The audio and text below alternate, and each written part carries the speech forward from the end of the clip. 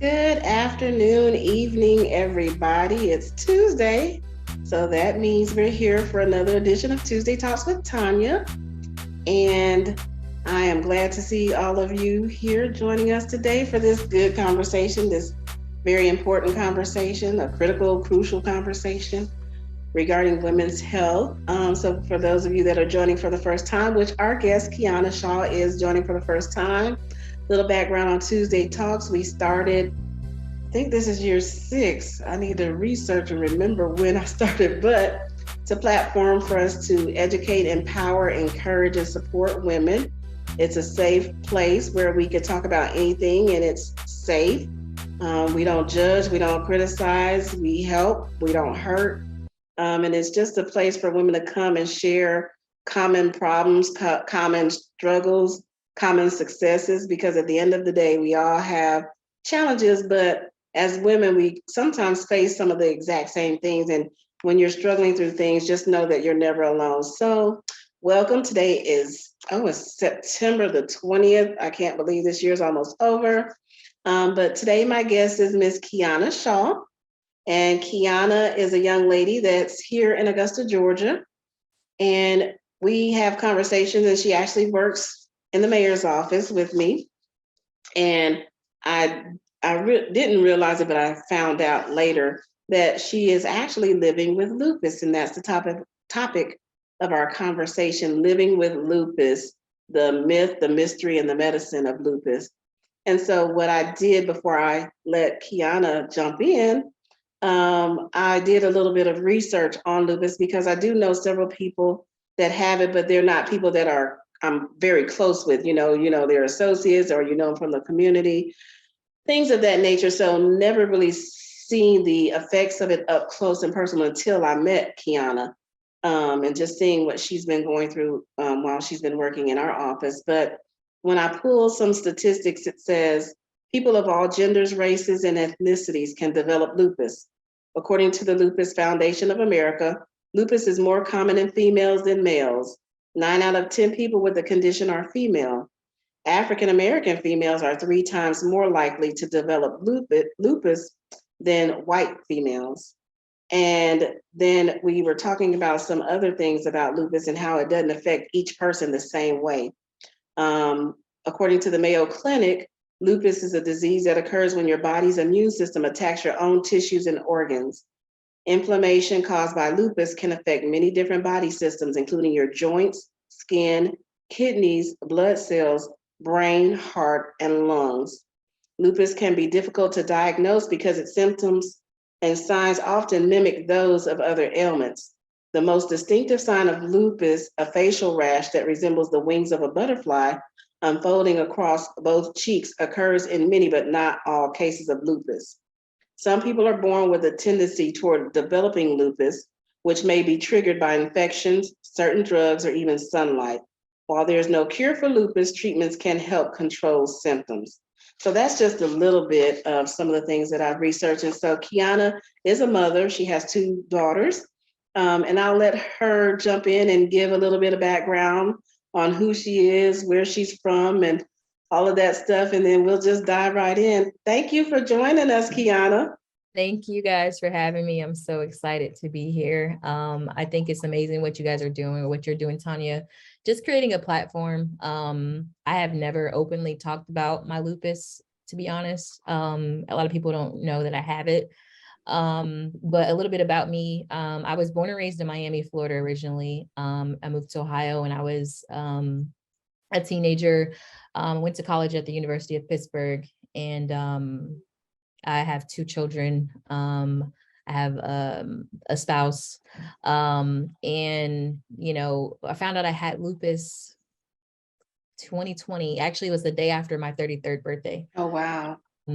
Yeah, so it was August 26, 2020. I will never forget it. And it's crazy because I should have known before that, but my appointment got pushed back so many times because of COVID. And my doctor just, kept telling me that she was referring me to a rheumatologist, but I didn't know what that was. I don't know, I didn't really know what that was. I was just kind of like, okay, she's like, there's something going on with your blood, And so you need to go see a rheumatologist. So I didn't know what that meant, but when I looked it up, it was like, oh, it's for immune disorders. So autoimmune disorders. So I was just kind of like, okay, well, I didn't think anything of it when I went in, and then I was diagnosed.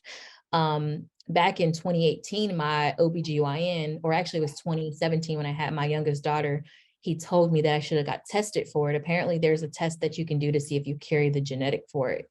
I didn't do it at the time. I didn't think I carried the gene for it. I didn't really know a lot about it, like I said, and I didn't know at the time anybody who had it, that, and how they found out they had it and all this stuff. And so I just didn't do anything pertaining to that. But basically, that's pretty much a little bit about me. I do work at the mayor's office with Tonia, and I enjoy working there. I feel like I learned so much about just Augusta since I'm not from here. I don't know a lot about the city, but I learned a lot about the city and its people, and just kind of meeting some of you guys that are on this call since I've been working there. And so that's been a joy. And one of the things that I did read about lupus is it says a lot of it, it attacks women, I guess, who are childbearing age. So during a certain age period, that's when it's really prevalent of childbearing age. So you mentioning having your daughter, your youngest daughter, and they saying, hey, get tested for this. And I thought that was interesting. And I'm like, so hopefully I'm safe. I mean, I'm past childbearing age, but then you just never know, because I think a lot of times we as women, especially African-American women, and I think I mentioned this to Leandra and maybe you, Kiana, too, we're more reactive to our health than proactive. And typically we don't really go and get checked for all these things, because number one, we don't know about them. Number two, if you hadn't been taught that, if your mom didn't do it or you didn't see anyone in your family going to get tested, going to do full body exams, we just do the normal breast exams, pap smears, and pretty much that's it. But not knowing that there are other screenings that we can do to make sure, like colon cancer. I know at a certain age, I think they lowered the age. I thought it was 50, but one of my girlfriends said for colon screenings, they lowered it to 45 for women. And I'm like, oh, so I'm late. Like, I need to go and get that done, especially since my mom died of colon cancer. And, sometimes those things are hereditary, but sometimes, like you said, is it something that we're born with? Is it something that we've inherited? And some of the things that I found when I read about lupus said it could be attributed to food, to your environment. Like, it's so many things, and that's scary to me, because we as women sometimes get misdiagnosed. I know, especially during the pandemic, I was misdiagnosed horribly at one of the local hospitals, and I'm just like, oh my God, I have these resources, or I know these people, and I'm able to ask these questions. I'm able to get seen. I'm able to get whatever. But what about people who don't? So you mentioned that they missed it in you when you were going one place. So you went for something and they told you something different? I went to go so originally I went in because I was having all these problems. I didn't know what was going on. I was having these crazy headaches and all this. And so I went in for an MRI and for a CAT scan. And when I went in for the MRI, so can I say this on here, Tonia? Yeah. So I also Absolutely. have It's your platform, whatever you're comfortable with sharing. Okay. So I also, I found out in January of 2020 that I have a tumor on my brain. And when I went in because I was having a lot of symptoms and I didn't know what it was. They sent me to a gastro. They sent me all over the place. It was crazy. And when I got my MRIs, when they actually found the tumor. And so, at the same time as they found that, I was doing blood work. And so when I was doing the blood work, that's when the blood work came back and they were like, oh, it's MS. And I was like, what? And so the lady's like, we think it's MS. We need you to go back and get tested. So then I went back and I got a CAT scan and they were like, it's not MS. This is something that's going on that's, internally within your body, that's within your bloodstream. So that's when I went to the rheumatologist. But basically they sent me to all these different doctors thinking it was one thing and it's completely something else, and then misdiagnosed me with MS when I didn't have that. And so I just couldn't describe, I was feeling all of these different ways and I didn't understand why. Now that I know that I have a tumor and I have lupus, is two separate things, but they kind of Right. counteract each other Right.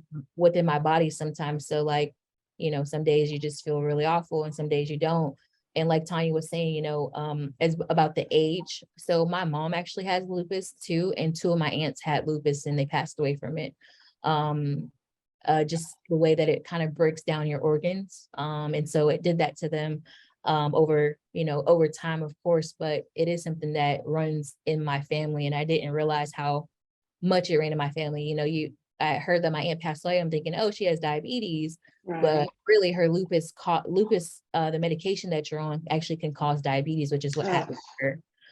And so when my mom found out she had lupus, she would not take the medication. She recommended that I didn't take the medication because it's basically a steroid and it starts to affect your body. It tears your organs down over time as hmm. well.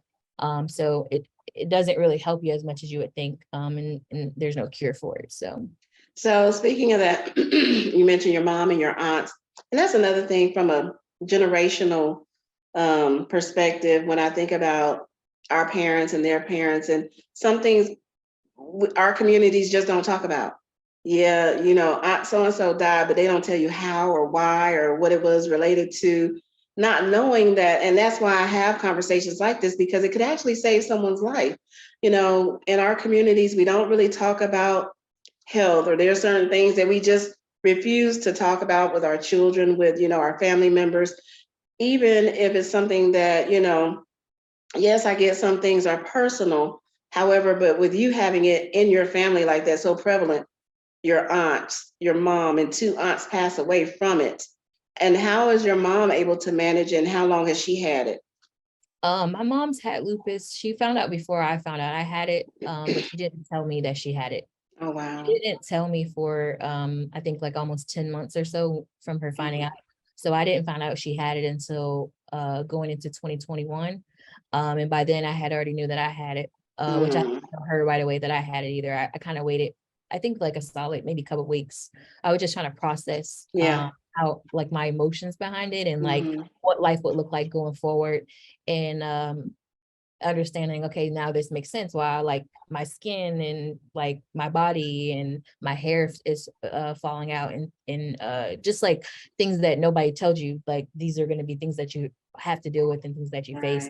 Right. um but my mom, she's had it I guess since 2019.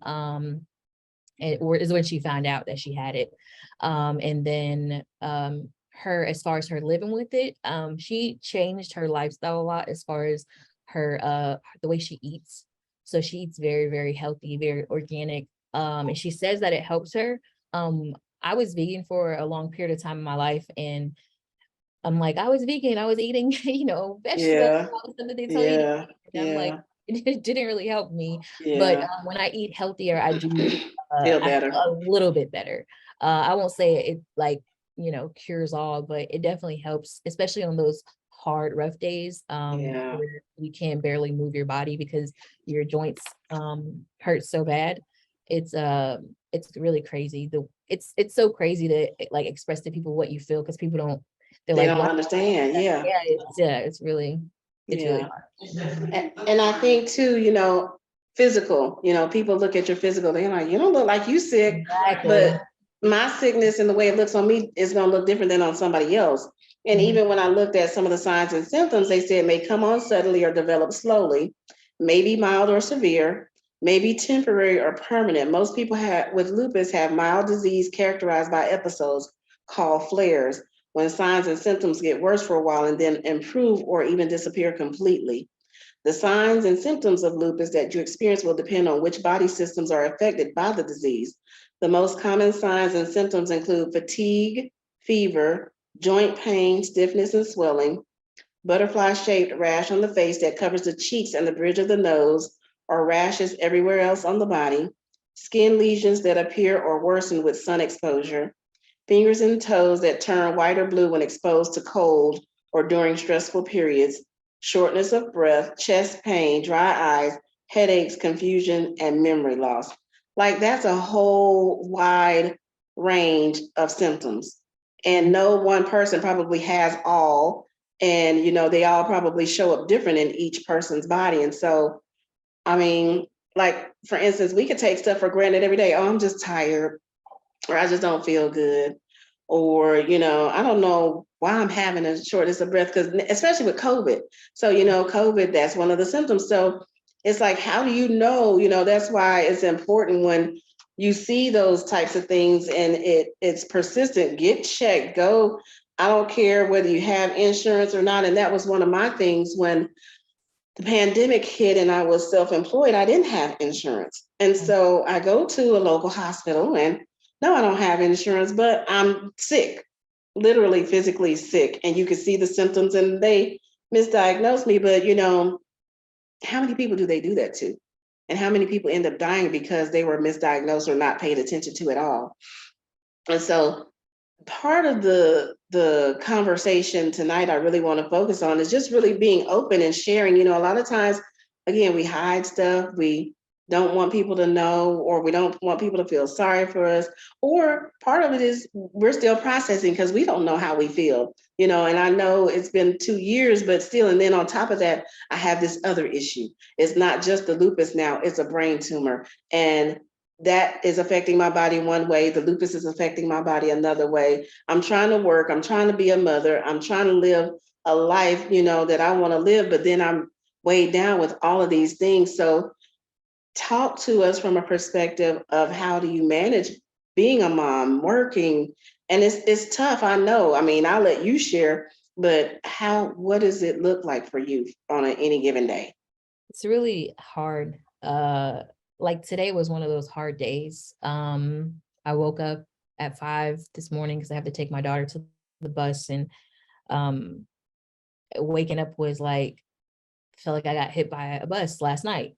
And so it's like, but you got to get up and you have to push yourself through it because you have responsibilities. You have 2 kids that look up to you. You have to make sure they're up and dressed and ready to go. And, then I have to go to work and I have to, make sure that I'm performing, to the best of my abilities when I'm there and doing the job that I was given to do. And so it's like, you're constantly like trying to push through.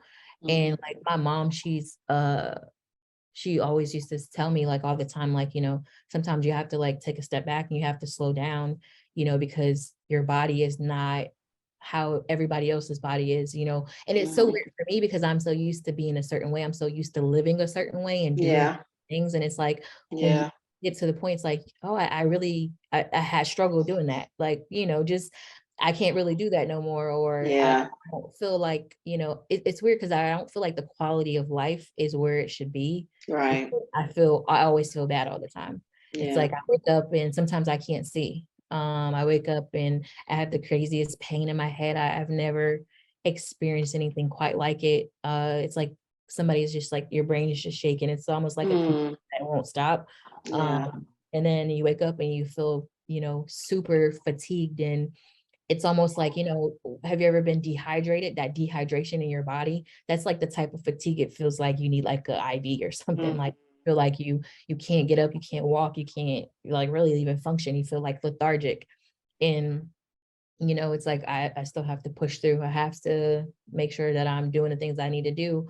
Because at the end of the day, like things still have to get taken care of. The kids have to get taken care of, bills have to get taken care of. And it's like nothing stops because you're sick. And it's hard. Some days it's really hard. Some days I feel okay. And it's like, oh, I can, a lot of times people ask me, how are you feeling? And a lot of times I'm like, oh, I'm okay. And when I say I'm okay, it's mostly like, I'm probably in pain or something, but I'm just in a pain tolerance to where I can handle it, to where I can keep pushing myself. So if it's a time where I'm like, I really don't feel well, I really don't. Because otherwise I'm gonna try to push through. I'm trying to get through the day and, pray and start it. But it's really hard. It's really challenging just to go every day. Like I said, today was a hard day, and then I had to go and I have to give all of this blood. So they're constantly testing my blood because of my white and my red blood cells account is just so low. And so they're like, oh, if it gets to this level, then we have to worry about your kidneys failing, or we have to worry about this. And it's just like, it's always something, And you're like, but I'm only 35. Like, and that's another thing too. I remember when when I go to the doctors, a lot of times I'm like the youngest person in the room. And I know they're probably looking at you like, what are you doing here? What are you doing here? And that's both for my lupus and also for my whenever I go see my neurologist, I look around and I'm almost always the youngest person in the room. Yeah. And then I'm like, okay, well, I'm a believer that things happen the way that they're supposed to. So then I'm very strong, faith-based. Okay, God, what are you saying to me? Right.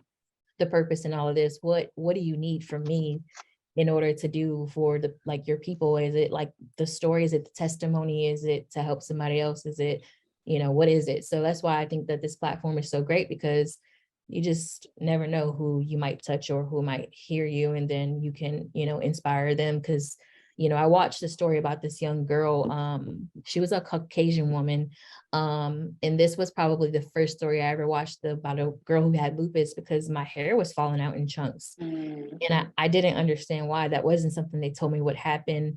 And when I would wash my hair, it's naturally curly. So when I wash it, naturally you have hair that comes out because it's curly, natural. But it was like chunks to where it was like leaving spots. And I was like, what is happening? And I watched this movie of the girl, or the video of the girl. It's like a documentary, and she talked about that and showed her hair loss and things like that. And it kind of, it made me more aware. And then I watched another documentary about two twin sisters who were African-American, and they had lupus, and they started to get the vitiligo on their body. And it's crazy because I started getting these like white spots all over my arms and my legs, and I didn't know why. It was like weird, like, where are these coming from? Well, that's part of lupus. It's part of it starts to turn your skin, and your skin can turn white, and it's like you lose pigmentation. It's just like all these things that you don't know about. Right. And then you start to learn about it. And it's like, oh wow, now this makes sense. This is what I'm going through. Or this is how I felt. And it's like, it's something that isn't talked about a lot. And I think it's just important that, to bring awareness to it, and for people to understand that, even when you're sick, you still are expected to like be away, like my people don't know what sick. They know, oh, mom doesn't feel well. They don't know like to what extent. They just know, hey, I need to eat. That's right. That's right. Like I need this, I need that. Like it doesn't stop. Yeah, you can't turn off being a mom. You can't turn off, being an adult. You can't turn off, being responsible. You can't turn off any of those things. You're in the midst of it. And that's why it's so important to have a village or a circle or someone, especially, for you, because you don't have family here. You don't have anyone here besides your children and your spouse, and that's it. And that can be tough because you're trying to manage and juggle all of these different balls, but it's like, well, who's there for me? Who's going to catch me? Who's going to be my shoulder when I'm having a bad day and I can't, show it to my kids because I don't want to scare them. I still got to go to work, and I have to work and do my duties there. And, and so all of these things. But what you said is think positive, like, okay, God, what is this test? You evidently allowed this. So what am I supposed to learn? What do you want me to do with this? And I think that's a part of helping your body heal and go in the direction of healing, because instead of the woe is me, I'm sick, and confessing those things. And we had a women's empowerment brunch that we talked about those things, life and death reside in the tongue. Like whatever you speak, that's what you have. Like the tongue is so powerful, and we don't even realize that. We say stuff all the time. Oh, I don't feel good, I'm sick. And what happens? You keep saying that, your body is like, okay, we sick. Right. I hate this and I hate that. And eventually that you manifest whatever you speak. And so, and the young lady that was speaking to us, she said, be intentional about what you're saying. Think about what you're saying before you speak it. Like, speak life with, long life. Will he satisfy me? And I think people take, we know the word sometimes, and we know the Bible, but sometimes it's hard to speak it and confess it because we don't see it. Right. You can't speak sometimes what you don't see, but what you have to do is speak what you see so that it'll manifest. And so I do want to encourage you to continue speaking positive, thinking positive, and talking to God like, okay, what you want me to do with this, Lord? Like, I know this happened to my aunts. My mom's still here. I'm still here. I'm going to continue to be here. I know you have an assignment for me. And one of the things that I read too, it says, an autoimmune disease, lupus, occurs when your immune system attacks healthy tissue in your body. It's likely that lupus results from a combination of your genetics and your environment. It appears that people with an inherited predisposition for lupus may develop the disease when they come into contact with something in the environment that can trigger lupus. The cause of lupus in most cases, however, is unknown, but some potential triggers include sunlight. Exposure to the sun may bring on lupus skin lesions or trigger an internal response in susceptible people. Infections. Having an infection can initiate lupus or cause a relapse in some people. And medications. Lupus can be triggered by certain types of blood pressure medications, anti-seizure medications, and antibiotics. People who have drug-induced lupus usually get better when they stop taking the medication. Rarely, symptoms may persist even after the drug is stopped. That speaks volumes to me. Like, so you could be taking medicine to heal something else and then get another disease that you can't be healed from. Right. Like, and that's what I hate about our country now, is like they throw pills and drugs at everything. And you're expected to take them. Well, if you want to get rid of this, you're going to have to take this. Well, it may cause this, and that's that fine print. Taking, I won't even name one of the drugs. Taking such and such may cause da da da da da da da da. And you like, shoot, I may as well keep what I got if I'm going to end up with this stuff. Like, so it's like you're damned if you do, you're damned if you don't. And it says also your sex. Lupus is more common in women. Age. Although lupus affects people of all ages, it's most often diagnosed between the ages of 15 and 45. Lupus is more common in African Americans, Hispanics, and Asian Americans. And you're both African American and Hispanic, so it's both, But those things, it's just, when I started reading, I'm like, oh my goodness. Like, and lately I'm like on edge. I'm like, listen, I wake up and I can't move. I'm like, wait a minute. No. So and literally, and for me, this has been a long time, even prior to my mom being sick, but for years, one of the confessions we always made at our church was, you declare and decree, my body is the healed and I protect my health. No sickness, no disease has a right to attach itself to my body, for by his stripes I'm healed. When I tell you that's a daily prayer, every single day, I pray that, I confess that, because I'm like, oh no, devil. When I had COVID, as sick as I was, I continued to pray that. And I know I was on the brink of death, but I was like, not today, Satan. This is not what we doing. So I really believe in the power of prayer. But it also takes kind of other things, like you said, eating better. I recently got back in the gym because I'm like, I got to get this weight off, because I don't want to give my body any reason to allow something to come onto my body, because I'm not where my body should be, health-wise, weight-wise, any of that. So one of the things that I did pull, so, and this is Essence Magazine, matter of fact, and they just updated this. So yesterday, literally. But it says, as Black women, we're the backbones of the family. We take on the responsibility of family, friends, and our communities. We also are disproportionately impacted by lupus, and our relationships are the center of our battle with this disease. According to an NIH study, African Americans in the US have 3 to 4 more times greater prevalence of lupus, risk of developing lupus at an earlier age, and lupus-related disease activity. But it's basically, in the rest of the thing, it shares the symptoms and stuff, but it just really talks about living with lupus. People, Black women, we have pain. It says, for example, a firm handshake can lead to a throbbing pain in a lupus patient's hand. Hugging can also be problematic. As one woman in the study said, she had to speak with her church's deacon to let them know that hugging posed a problem because her immune system was compromised due to lupus, and she more easily than others caught colds from simply hugging individuals who had colds at church. So it prevents your interaction with other people. Your children, they don't know. They just want to hug mommy. They want to kiss from mommy. They want to jump on mommy, not knowing it's hurting mommy, and how do you deal with that? The crazy thing that you're saying that, because both my daughters are sick right now. Oh, wow. My oldest one, she's a little bit more like independent. She's 12. So she's like too cool for anything right now. So she comes to herself. Yeah. The one, she's 5. And so she's like, mommy, I just want to hug. I just want to love on you. And it's like, she's sick, and so I get sick so easily, like so quick. When I had COVID, I was sick for, I think, 7 weeks straight. And you just get sick so easily. Like you said, it's a hug.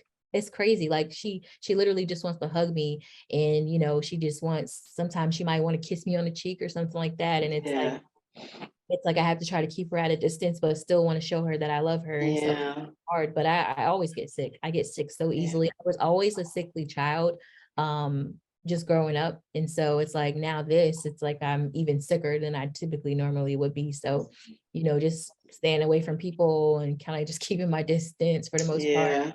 And just trying to like rely like on their dad when they're sick. Like, can you do this? But, like you said, a mother is the backbone of the family. So this touch is the touch that gets the babies well. So, he to get him well. So then I have to do it.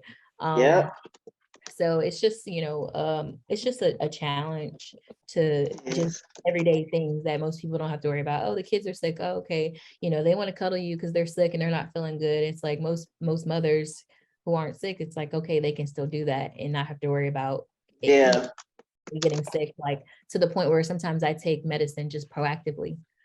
To try to prevent it. Exactly. To try to catch whatever. Like, what are you doing? I'm like, I can't afford to get sick.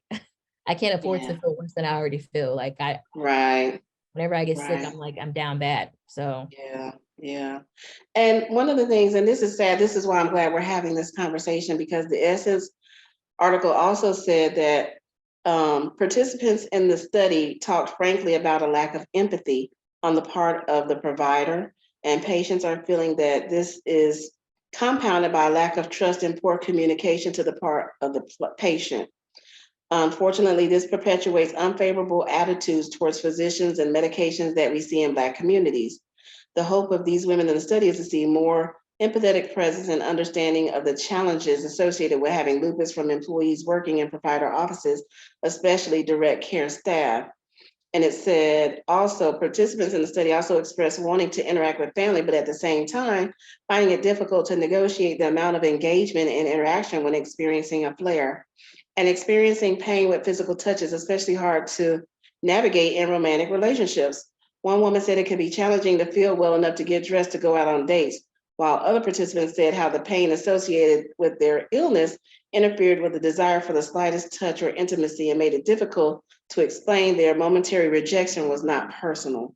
And so I can only imagine having a spouse, having a boyfriend, and they not understand, literally, because on the outside, outside, you look fine. On the outside, from a physical, if I just look at you, if I look at Kiana physically, you look fine, but that's not the case. Right. That's absolutely true. My husband and I right now, we're actually separated. And a lot of it has to do with just me and him not understanding how I feel or my illness, or like some days you just really don't feel good. And it's not like, it's not personal. It's just, I'm trying to express to you how I feel, and you don't understand it because you're not empathetic to it, or you don't have any type of compassion for it. You just think it's like you're pulling away, and it's like, no, it's deeper than that for me. And so when you say that to me, it's like, it's crazy, but how accurate that is. And sometimes, it's hard to want to be, intimate or to have these relationships, because when you feel bad, you feel really bad. And most of the time, you have to try to push yourself to be, okay, let me push myself today. And then sometimes I've been in situations where it's like, I'm pushing myself, push, and then eventually my body just shuts down. Yeah. Yeah. I remember the last time I was in the hospital was in February, I think, and I was there for 3 weeks. Mm. So sometimes your body, like my mom, she always is like on me, like, you need to stop, you need to take time, you need to rest, you need to do this, you need to do that. But sometimes I can't. You're like, Mom, I got bills. I have And bills. as women, that's what happens. Yeah. We don't have anyone to save us. There's nobody, there's no Prince Charming coming to save us, there's no rich husband coming to save us. It's like you got to figure this crap out because you depending on you. Like, and you're like, what am I supposed to do? As bad as I feel, and I'm wondering, are there any support groups out there? Are there any resources to assist with people with lupus? Not that I haven't, I know that they do like walks and runs, and you Yeah, can but do that stuff ain't like helping that. your immediate need. People I walking is don't not know helping. anything that is an immediate assistance for lupus. I don't know anything that's an immediate assistant for lupus. Insurance, they, give you the runaround for anything. So many times I can't go to the doctor, they won't approve it. It's like if it's too often, they don't want to prove it, no matter if you're sick or not. And I think this is something that you and I talk a lot about, Tonia, is, the insurance. It's Yeah, like they don't want to pay for you to go to the doctor. yeah, yeah. They don't care that you're sick. Even And though you're paying them every month. yep. Yeah, yeah. So it's like a catch-22 almost. It is. It's like you pay for insurance, but you can't get help. And Right. then you have to go to work. You can't Yeah, take off work. If you take off work, you don't have, you're not getting paid. yeah, And so it's just like so many different layers to it. yeah, Sometimes, like, honestly, sometimes I do just cry. yeah, yeah, Sometimes I weep, yeah. just because I feel And overwhelmed by yeah, that's normal because you're overwhelmed. You're like, what am I supposed to do? what am I What am supposed I to do? supposed to do? So we have some stuff in the chat, and then I'm gonna open it up to the young ladies to see if anybody wants to chime in or have any questions. So Leandra says, wow, my heart goes out to you. I have lost 2 cousins to pass away with lupus who are misdiagnosed as well. And then Kenya says she will be praying for you, Kiana. Thank you for sharing your story. And she thanks the both of us for educating her and everyone on lupus. Ladies, I'm going to allow you to jump in here if there's anything you want to say, anything you want to ask, anything you want to add.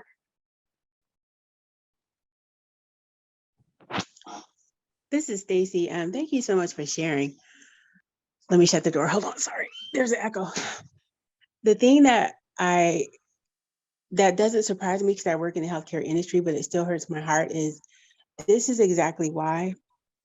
After my mom passed away from cancer, never will I ever donate to any cause, do a walk, do it. No, because that money goes to research, but it does not help the people that are affected here and now. And when we learned that, because we got no help from my mom, they have all these cancer things, but they're for research, not for the people that are going through it or their families. And so after I learned that, I realized never will I ever donate to a cause, ever. And I mean that from everything in my soul.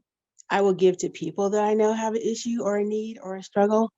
But when I talk to a friend of mine that's a doctor, that's kind of, I say, drink the Kool-Aid. She's like, well, without research, then we won't find a cure. There already is a cure. You keep us sick for money. And like you said, it's financial, and it frustrates me because I've seen so many people go through so much, even that have insurance. And I'm like, this is a bunch of crap and it's a scam. And so my thing is helping people in a practical way. I don't have a lot of money, but I will sure give to you before I'll give to your organization. How do you feel about people, giving to you versus, oh, let's walk for the cure or, fill in the blanks?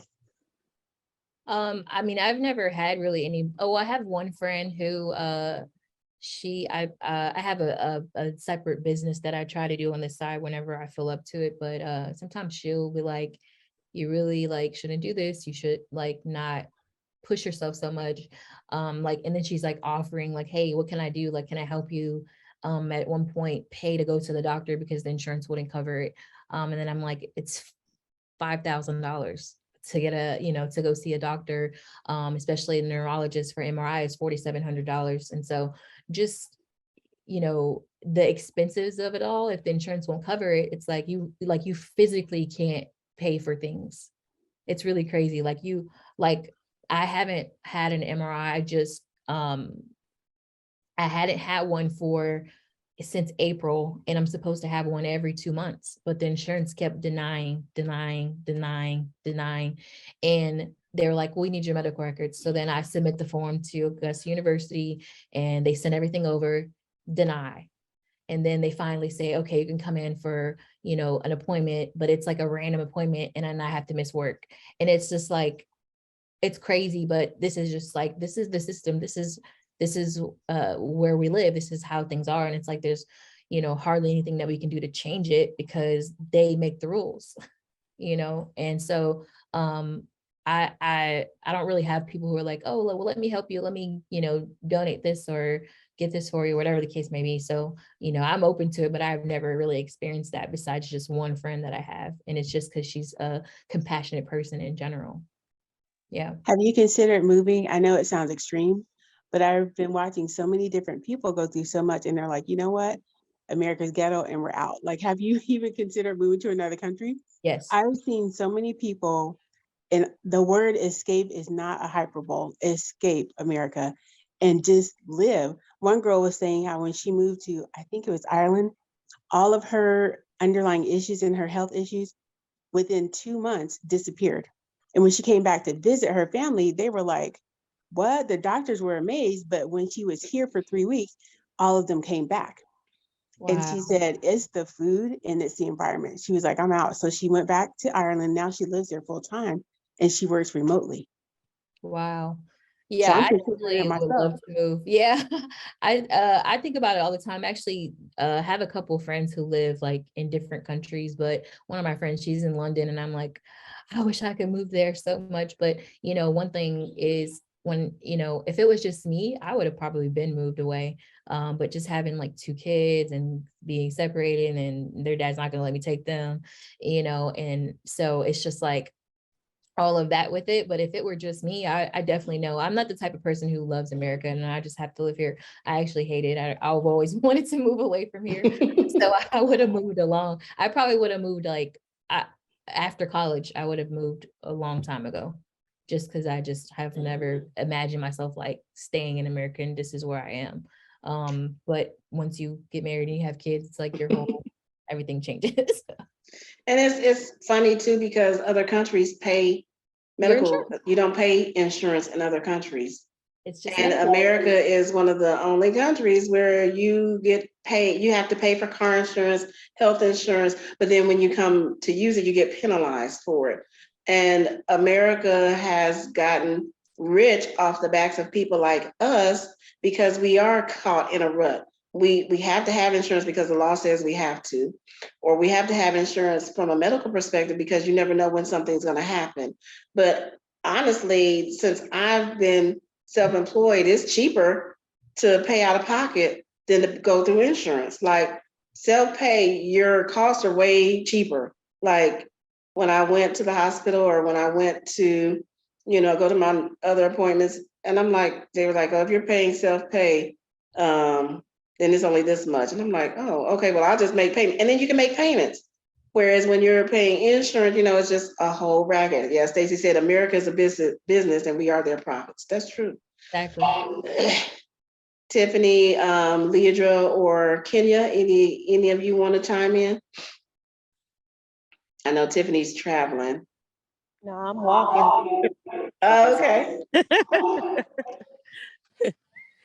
But back to what the young lady just got through talking. She was saying that her friend lives over out of the country. I know a lady, she lives out of the country as well. Well, she just moved out of the country. She moved to Turkey. And she said that it is so much better living there than it is here. From the foods are very authentic and her health has dramatically changed. So I just want to share that little bit. That's crazy. Turkey. When I hear Turkey, I think of third world. I don't think of a place that I probably would go. But if your health, really, what are we committed to this country for? Because they're not committed to us.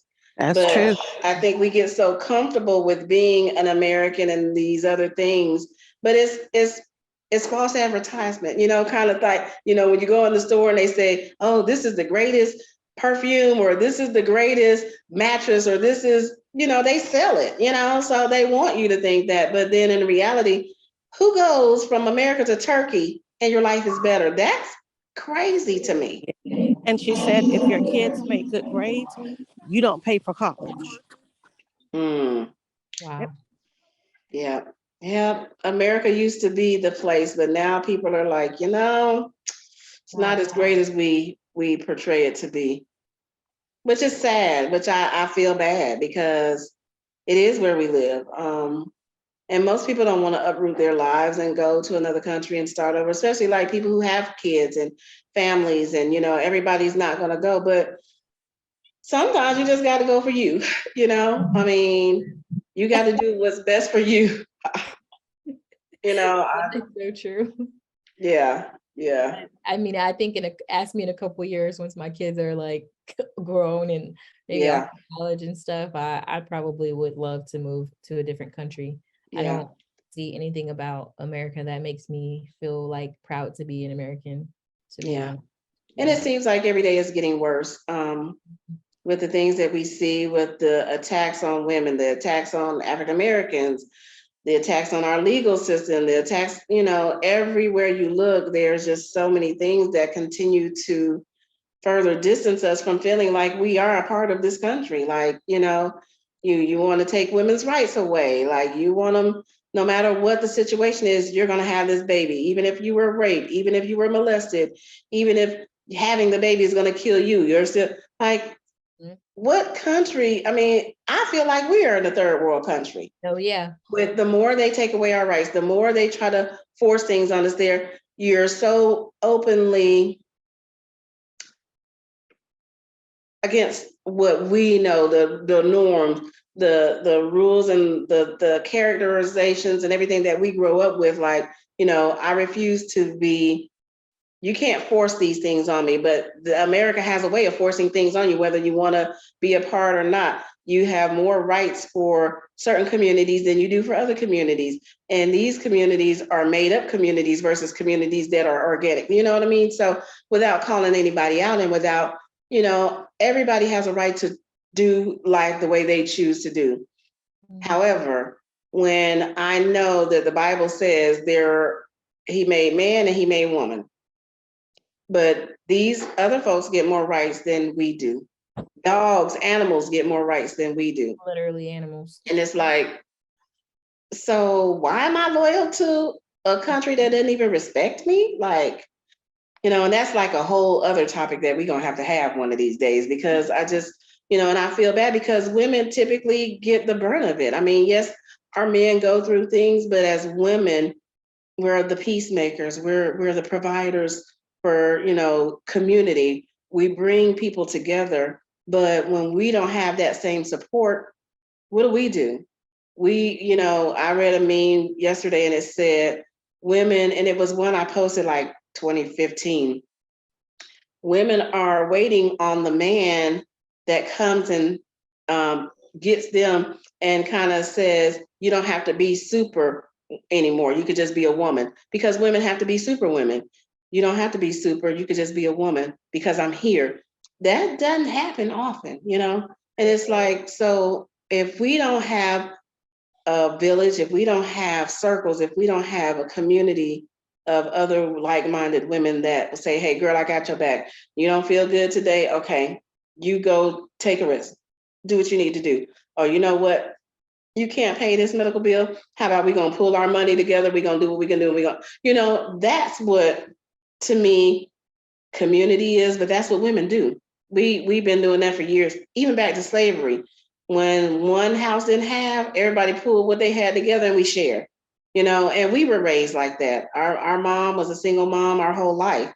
And she was that way. Like, we may not have had, but if somebody else didn't have, she was going to give what we had to them. And we like, well, lady, what we supposed to do? Like, and so, but that's just how she was. And so, because we grew up that way, that's how we are. Like, If I got a piece of bread and you hungry, guess what? We're going to split that bread. If I got 10 cents and you need a nickel, you're going to get it, and that's just, it's good to have, but it seems like it shouldn't have to be that way. You know what I mean?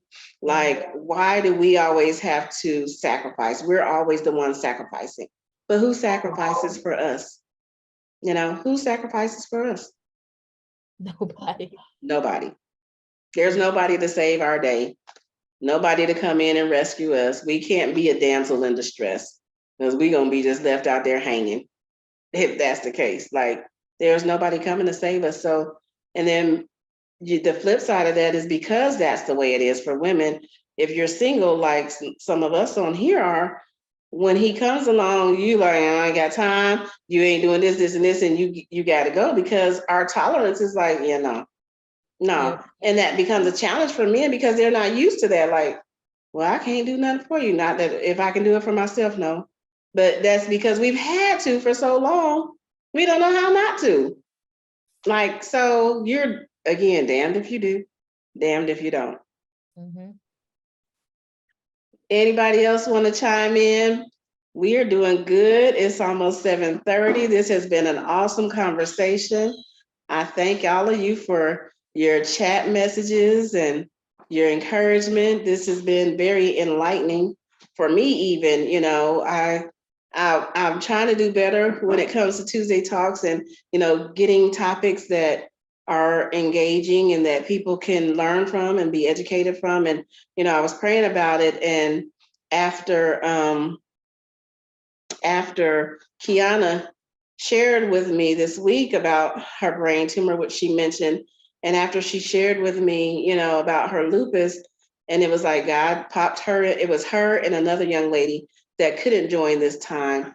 And he popped both of them. I said, oh, that's it. So I texted her, I was like, hey, would you be willing to come and be a guest on Tuesday Talks to talk about lupus? And she was open to it. And so I'm so appreciative that you said yes, because you've helped me, even, you working in the office. And now I know better so that I can help you through this season, this journey that you're on, and I can be of better support. And, I don't know if you'll mind me sharing, but a couple of days ago when she got the news about the tumor, it had grown. And we were all in the office praying and crying, but I was like, you shall live and not die. God is a healer. He can heal you. He can restore you. And I said, and we're going to be here praying for you every step of the way. Like, I know what the doctors say, but we believe the report of the Lord. And that's exactly what I mean. And I don't care what they say. I don't care what it looked like. I know what it looked like right now, but I know who God is as well. I've seen him. I shared my testimony about my mom and just other things. And I know that's what we're all here for. We're all here to share our testimonies, to encourage others, to help others say, hey, if I can make it, you can too. We overcome by the word of our testimony. That's what the Bible tells us. And so, although Tuesday Talks is not a Christian podcast or platform, but I have Christian beliefs. And so I talk about God on my podcast. I talk about healing. I talk about, whatever it is he tells me to talk about. So not to offend anyone, but is my podcast. So I can talk about what I want to talk about. People just have to take it for what it is. Hey, Kenya, you joined back in. Did you want to say something? You're on mute.